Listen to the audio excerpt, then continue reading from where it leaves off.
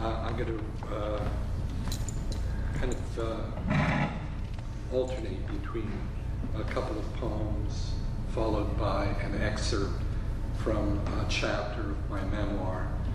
And the chapters that I'm using are carved up a little bit. I'm just trying to present what I think are representative vignettes from those chapters. I'll start with some poems. The first, a little out of season, called Autumn in Between. In deep autumn, leaves peel off trees, stand in wild undress before the freeze. Trees cast their silhouettes against an iron sky, bare branches and twigs gone awry. What gives oaks, maples, and birches life recedes beyond the reach of ice and strife.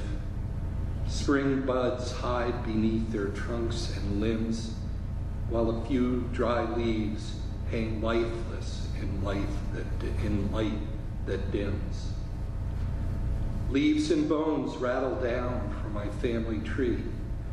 The wind whispers that this too shall be the end of me. To be born and to die is a matter of routine. I'm a leaf in deep autumn, passing through the in-between.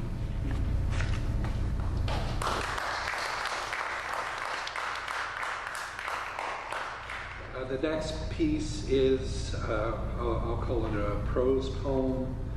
I think it has some features of both genres. It's called The Girl, the Boy, and the Book. The girl informs her parents she has a new boyfriend. Her father wants to know what color he is. She hesitates because the boyfriend was born far and away in a land of another color. Her old man winces. He's not black, is he? Well, he's kind of purple. That's how the girl retells it to the boy as they sit in their dim but favorite corner of Enzo's Pizzeria in Trenton. They pretend they are in Rome. She pours Lambrusco into tall flutes, looks into his eyes, cups his face, and offers a toast. Here's to kind of purple. There's laughter, enough of it to fill a lavender balloon as big as a house. It starts to rise fast. They hitch their youth to it and believe it will last. That moment lifts the boy over the line into all of the girl, her mouth, her long legs, her tender lisp that hangs on for an extra beat when she says words like yes. They are like children who don the clothes of their elders and play grown-up. Standing in front of a perfect mirror, they undress. All of what they see is flawless. In the time that follows, the girl and the boy test their brains and bodies on each other. She introduces him to Matisse and Oldenburg. He reads her Kawabata and Ferlinghetti. They gallop through small rooms, come across luminous fields of heather, of blossoming clover, then collapse on bales of senseless joy. The girl makes a book filled with his words and her pictures. It overflows with what she knows, feels, and imagines. It is her gift to him, the Lascaux cave painting, if you will, of their ancient adventure.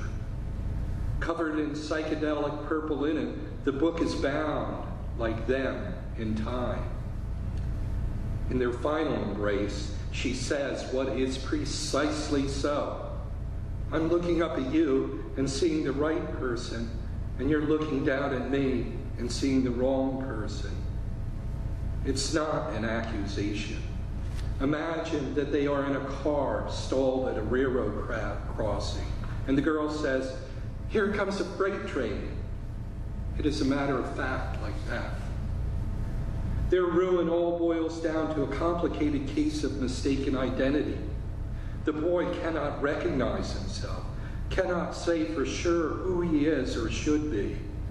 His doubt turns the world into the color of a bruise. For that, he longs to be forever forgiven and to be ever forgiving, states of being that always elude him. He puts away that book of feelings and imagination for a month, a year, sometimes a decade, before it again calls out to him and demands, yes, take another look. And so he does. The old man who was once a boy ever remembers a girl, as when his lips find a just right plum, as when he breathes in the glow of lilacs, as when he slowly turns the pages of the book of purple that binds them together in time. The girl, the boy, and purple.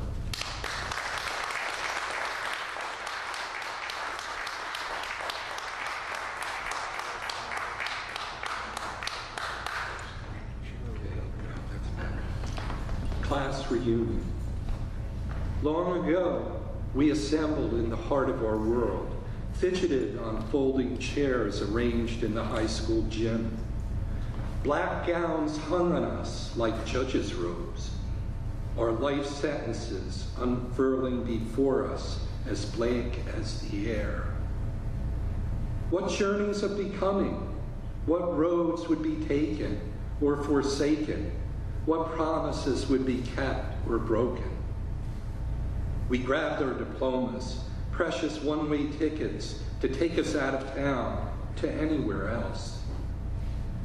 Between then and now, we learned that in each happiness there is grief. We tied up desire, stowed it away in a cardboard box, settled for the future that fate would allow. I came to reunion day to see the remains, to poke at old footprints left in the sand when we were young. A drunk by the bar inquired of me, "And who might you be?" A trick question I tried to ignore. That's when memory wobbled into the room, blurted, "Here's to mirages," and raised an empty glass, kissed all of us on the mouth, blew around the room, then disappeared like a desert whirlwind. Between then and now, the past seduces me again, the way it shimmers like a mirage, green and cool. After the oasis sinks into the dunes, please tell me why I still lean into the wind, listening for the sound of water. Class reunion.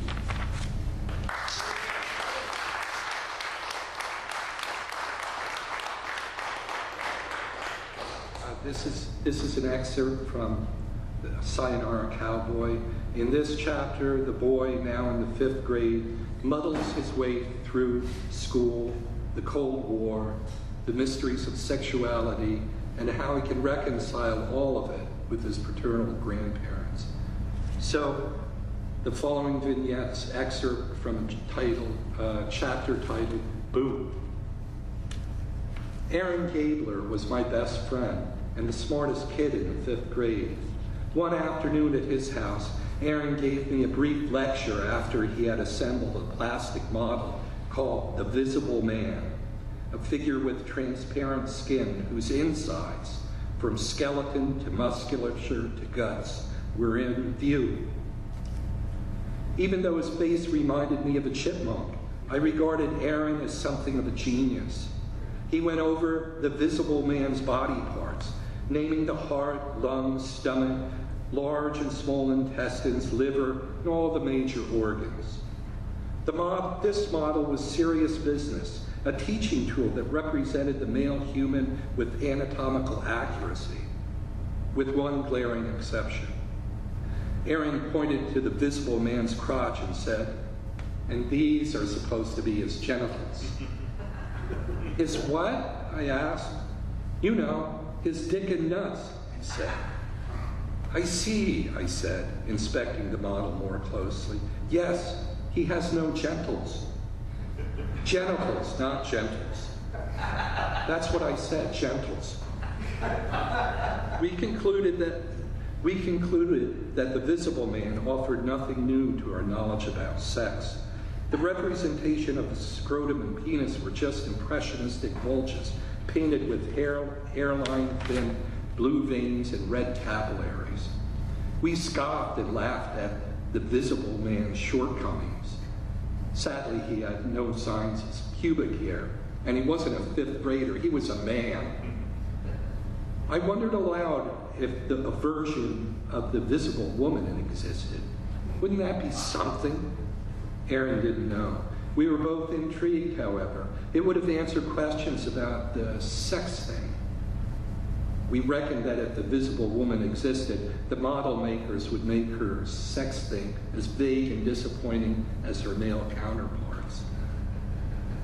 Our knowledge about sex was riddled with information that was incomplete or grossly wrong. For example, Dave McNally, my other best friend, told me about having a boner while he showered. He confided to me, quite seriously, that it's a handy place to hang your washcloth. I guess so. Why not? I experienced my boners as occasional nuisances that arrived in my pants uninvited, but in a feel-good kind of way. Our primary source of information about sexuality was pre-adolescent hearsay. Even if the so-called facts were wrong, at least it was interesting. Explanations from adults were so obscure that sex seemed as exciting as putting your socks on. Well, the velocity of human sexual activity in the mid-20th century must have exceeded that of all recorded history. Sex was still a big secret. Outside the context of doctors' offices and general health, grown-ups avoided squirm-provoking talk about sex. In its proper perspective, intercourse was a medical condition. Information about sex from morally dubious characters was the creme de la creme of all sources. Older kids smuggled pornography, what we called dirty pictures and our parents called smut, into the school playground.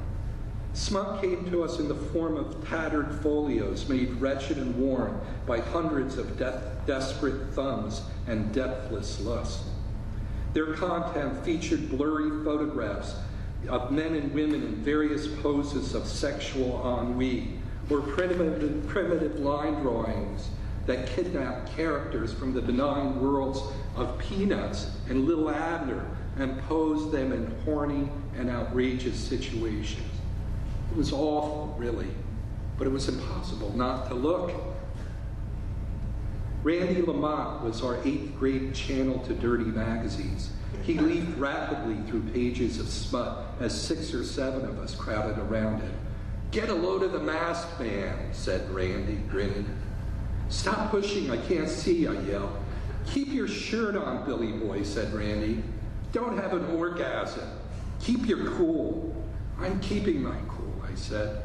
"Mrs. O'Brien's coming," someone yelled. Like convicts in a prison yard, the group dispersed as the warden approached. After Mrs. O'Brien strolled past us, we spoke about sex in low, agitated voices, as if planning a breakout that would set us on a new course to freedom. The playground roiled with interesting developments. Invariably, someone was chasing someone. Someone was going to be separated from the herd, out of the sight of teachers who were jabbering in a huddle or sneaking a cigarette when they were supposed to check the mayhem of recess. Someone was going to become. That's when you'd see someone's lunchbox drop kicked, or overhear dirty jokes exchanged among the 7th and 8th graders. Even if the jokes were beyond my understanding, I'd laugh in a wise, smug way. The more I discovered how little I knew, the more I wanted to be regarded as knowing and interesting. I had impressive credentials. I was 11, soon to graduate from the 5th grade, and considered my grandparents out of it. As we ate dinner, some news on the radio provoked my grandfather to comment on it. Whatever it was, I wasn't listening. "That's ridiculous," he scoffed, disagreeing with the broadcaster's position. No sense having an orgasm, I told Grandpa.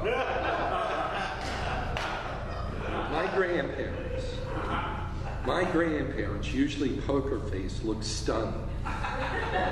Grandma set down her fork, wiped her mouth with her napkin, and said, "Billy, I want you to excuse yourself and look up the meaning of the word."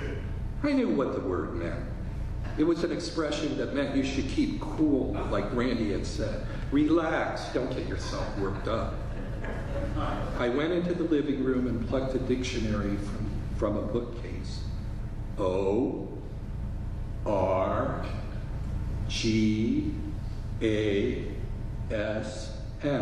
Orgasm. Wait, this couldn't be right. I read the definition of orgasm several times, first in disbelief, then in sweltering denial that this couldn't be so. I had told my grandfather in front of my grandmother not to have a sexual climax. It was awful enough to be ignorant about what orgasm meant, but what was worse, my own grandparents knew what it was, and it dawned on me that they had practical knowledge of it. And they would now know that I knew that they had such an experience, which up to this point was unspeakable. My legs turned rubbery as I shoved the awful book back on the shelf. I slouched to the kitchen and wondered how my grandparents and I could ever look each other in the eye again. I didn't know what it meant, I said, returning to my chair at the table. Grandma picked at a string bean on her plates. Apparently not. Don't you use words you haven't the foggiest notion about, she said, smiling small in sort of a sad way. I'm sorry, I said. Apology accepted, said Grandpa. He lifted a glass of lemonade to his lips, and before he took a sip, he looked at me in the eye and added, "Don't have an orgasm over it."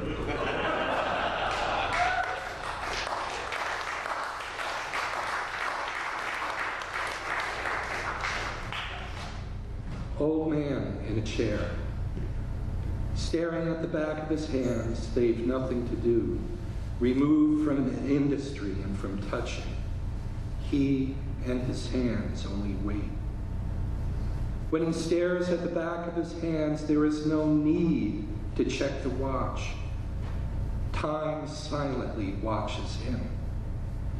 Those were once a baby's hands, plump, translucent fingers with minds of their own, blind pink things grasping for a breast. When he first touched a woman, his hands were wild with hurry. He tamed them to feel beautiful things, to hold them and then let them go. Those hands now tremble, hard to hold his present cup, soon empty. His hands are insults beyond his grasp. Whirls on those knuckles, liver spots, skin of tree bark, signal now his return to when he never was. Old man in a chair.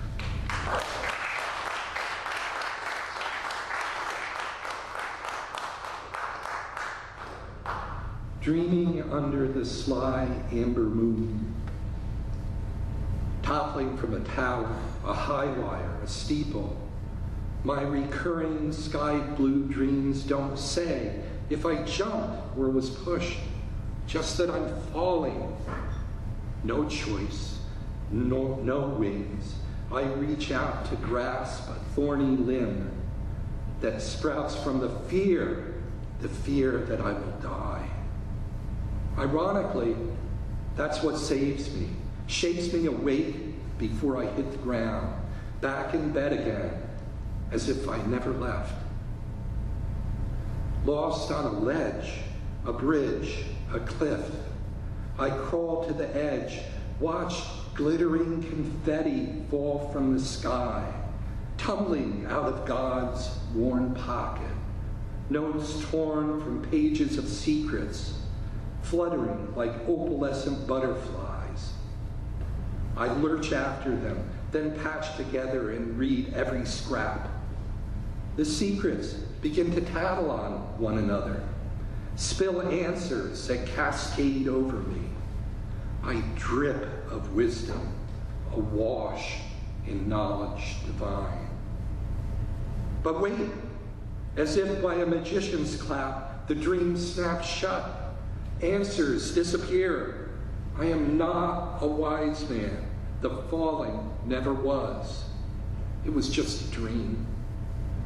Yet I hear the butterflies rustle, sweeping away all clues about what came before the beginning and what comes after the end.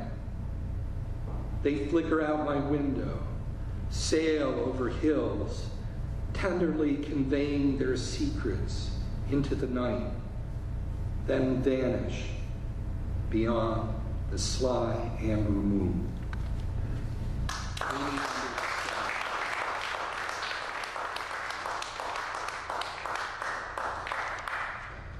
Another vignette from Sayonara Cowboy. The boy is now in the 6th grade and discovers something very disturbing when he snoops through his father's desk. The chapter is Sayonara Redux. Dad had been away for more than a month, and Grandma said that she was fit to be tied because she hadn't heard from him. I snooped in his bedroom and opened the drawer of his desk, rummaging through old appointment books, canceled checks, receipts from a pawn shop, and a folder with a large clasp envelope nested inside. Tucked at the back of the drawer was a box of Trojan condoms. I knew about rubbers because of Randy Lamont. 2 years older than me, Randy was my high priest and shaman of all the things you weren't supposed to do. He owned the condom and kept it in mint condition, wrapped in a foil pack that bore its brand image, the Sphinx. Randy presented it often, either in hushed reverence in the cafeteria as he slowly removed the artifact from his wallet, or in reckless celebration at the back of the school bus. He'd wave it in midair to us, his legion of the newly informed, who grinned triumphantly as if he had unearthed the Rosetta Stone. The box of condoms I held in my palm radiated with none of that magic and adventure. Why did my father have rubbers? He was a married man. When it dawned on me that Dad was having sex, or planning to, with someone other than my mother, I wanted to punish him. So what if Mom deserted us 5 years before? Why couldn't he wait for her? Enraged, I snapped his pencils and threw paper clips, a stapler, and tossed the condoms across his room. How could I have been so stupid? Beyond reason and beyond my knowing, I had tended to the notion that my mother might someday come back. Yes, magically, just like that, out of the thin air. Such a moron. I calmed down, cleaned up the desk detritus, and returned what was still intact back into Dad's desk. I kept 2 of the Trojans, one for me and the other as tribute, a gift from me to Randy, my mentor. I picked up the folder that I had tossed on Dad's bed and opened the manila envelope inside. The postmark on the envelope was dated 2 years earlier. I pulled out several photographs of my mother. In one photograph, she wears a kimono that's draped 3/4 over her dress. Varied patterns grace the dress and jacket. She wears sandals. She has perfect posture, so unlike my slouch. Her face is that of an oriental doll. I imagine she's taken great pains with her hair and makeup. Although it's a black and white photograph, she comes alive for me in sparkles of red, orange, and gold. She may be trying to smile, but doesn't, which makes her pose seem aloof, even cold. I still think she is beautiful. Her left hand rests on a spindleback chair. The furniture and curios are tastefully placed studio props. Nothing in the picture may belong to her. I wonder what her home looks like. What would a day with her be like? I once asked Dad, what would Mom say if she saw us again? She'd ask for money. End of conversation. Sitting on my father's bed, I studied the envelope. It's addressed to Mr. William and Billy Son Fellenberg, care of my grandparents' old address in Millington. I shuffled through several notes from her, indecipherable except one. It's a note written in pencil, sweeping cursive of exactly 20 would-be words, of which only 5 are intelligible. I wonder if it is her mind or the language that prevented her from making sense. I struggled to untangle the mess of words and the exaggerated swoops of script and crippled grammar. There is only this message that I seize. Miss Match, Billy Son, love you. She signs off with her American name, Sarah, instead of Sachiko. I slip the correspondence and my mother back into the desk drawer. Neither Dad or my grandparents mentioned receiving mail from her. Although I tried to convince myself it was no big deal, the revelations of the day crawled over me. I sat at the dinner table, barely able to speak. Billy, is something wrong? Grandma asked. You haven't touched anything on your plate. My stomach doesn't feel right, I said, which was the truth. Grandma rested her palm on my forehead for a moment. Well, you're having a fever. All the running around you do, I'm not surprised. You'll wear yourself out. Best thing is to call it a day and get a good night's sleep. As I went upstairs to my room, I heard Grandpa murmur, he's at that age, doesn't know whether he's coming or going. I lay in the dusky twilight, ruminating about the pictures and notes from my mother. Why didn't anybody tell me? What did the letters from her mean? Did she want to come back? Was she sorry for deserting Dad and me? When true night came, my questions grasped me from the inside out, a fist that tightened around my guts. I would not wail out like a petulant child. Without tears, I wept with my breath, as if each was my last, as if I was drowning, pushed down, not by the tide, but my own weight. Grandpa came into my room, the red glow of his Chesterfield bobbing in midair as he spoke. Willie, are you all right? Sounds like you're wrestling with a bad dream. It's just a stomachache. Instead of on your back, try lying on your stomach. Sometimes that'll help. I turned over and said, that feels better already. When Grandpa left the room, the fist inside of me clenched again. The day Mom left us, she had chastened me not to say sayonara to her as my parting word. I remembered it meant, this is how it must be. A resignation rather than a simple goodbye. I lay on my stomach, my face buried in the pillow, and said sayonara over and over again, as if it were a mantra, finally falling asleep. Sayonara Redux.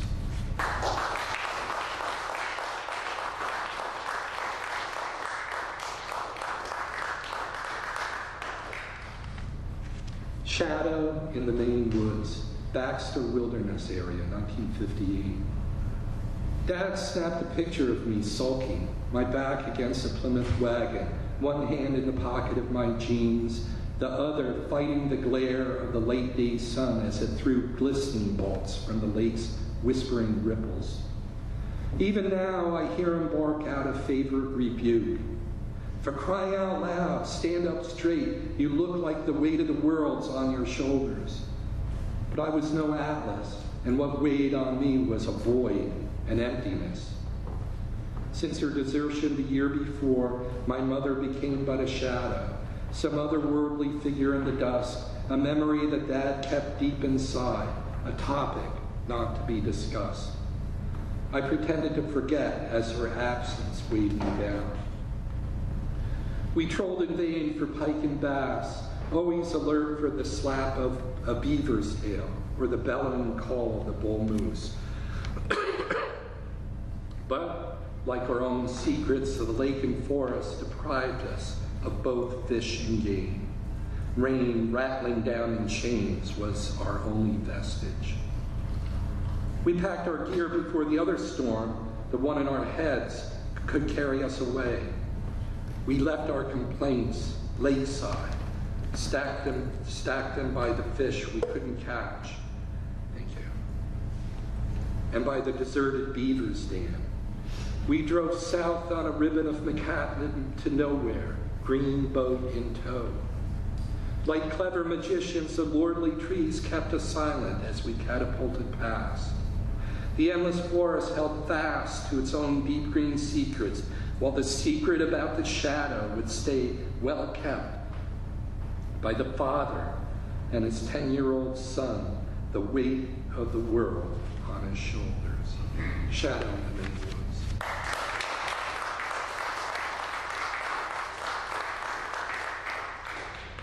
Two more poems.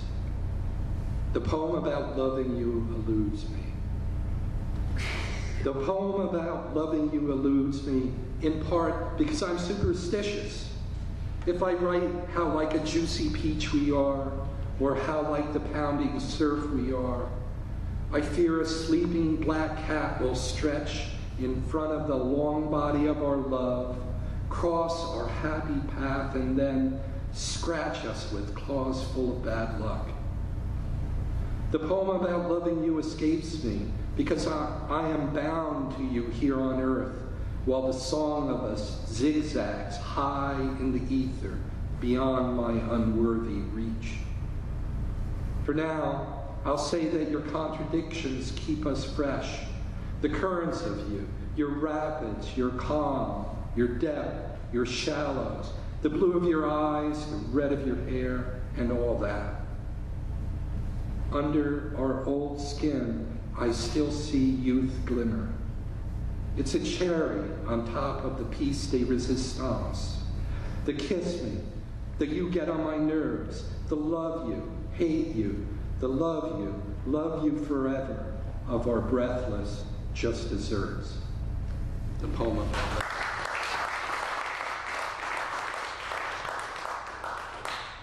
The last poem is a tribute to our craft.